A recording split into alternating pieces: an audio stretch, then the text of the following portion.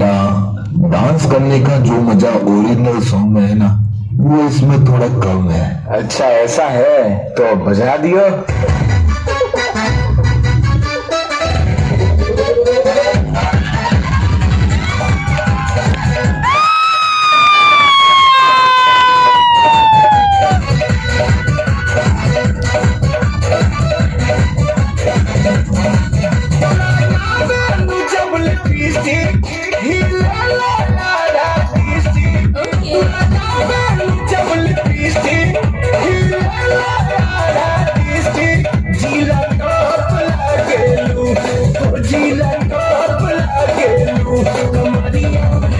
कमरिया कमरिया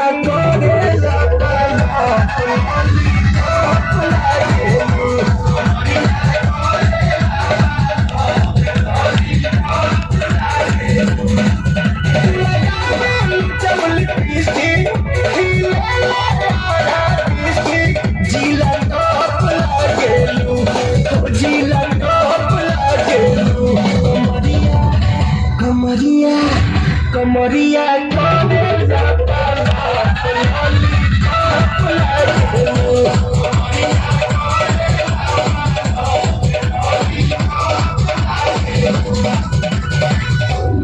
कुछ भी बोलते हो है ना।